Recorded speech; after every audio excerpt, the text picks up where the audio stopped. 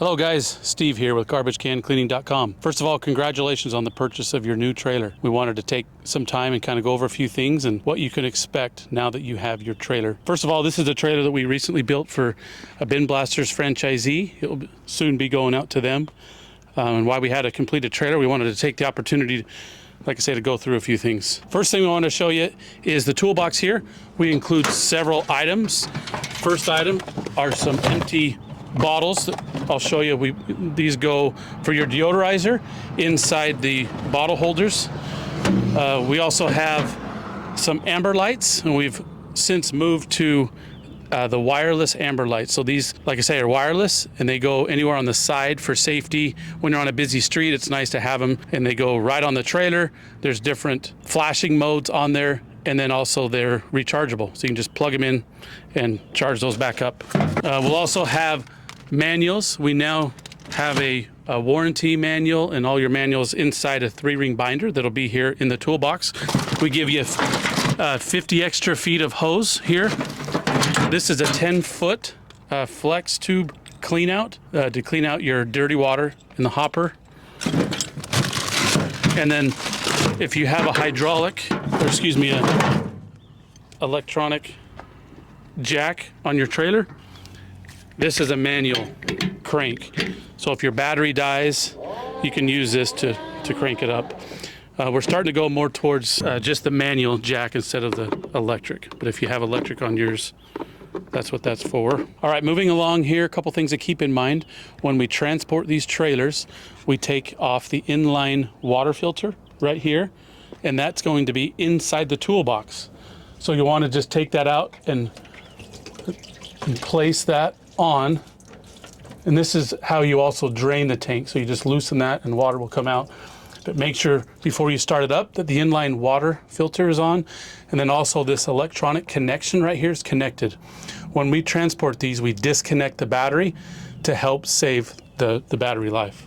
So you'll want to make sure before you do anything that that's connected and the inline water filter is installed. Now we're going to pivot and move along to the pressure washing equipment here.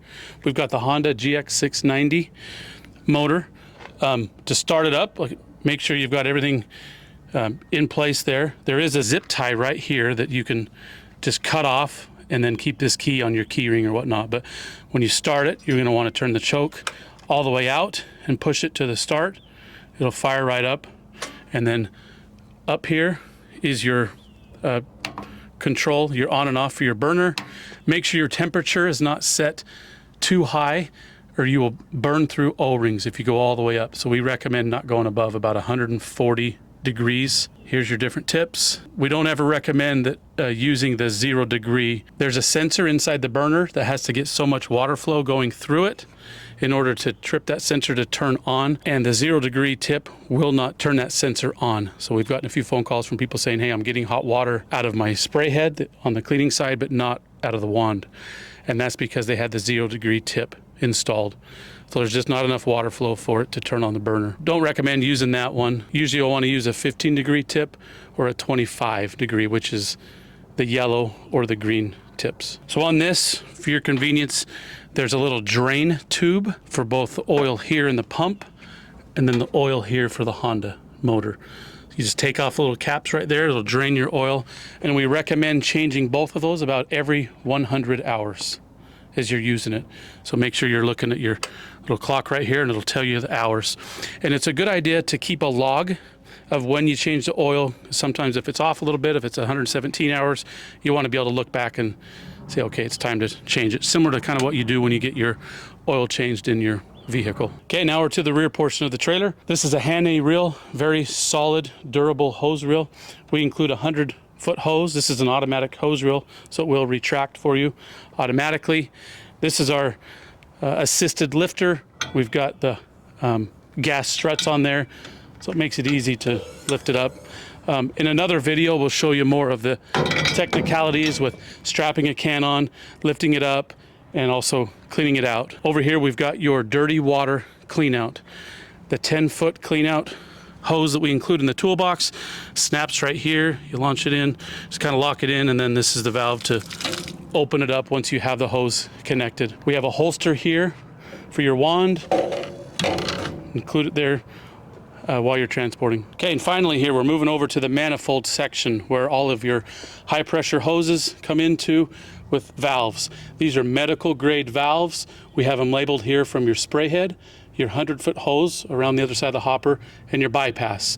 You'll want to make sure you keep it just like this. These two in the off position, so if you're going against the lines, it's off.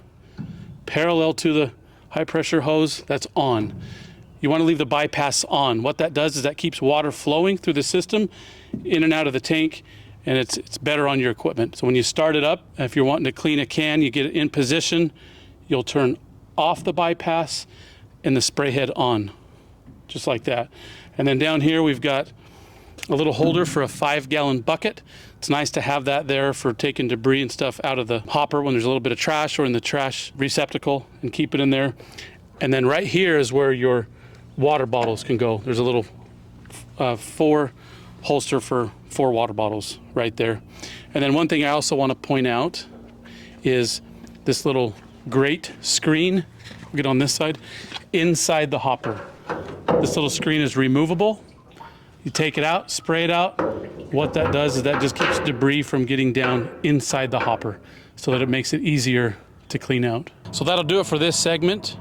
We appreciate you guys joining in. If you have any questions, feel free to reach out to us, but we're super excited for you for your new venture. But good luck and God bless.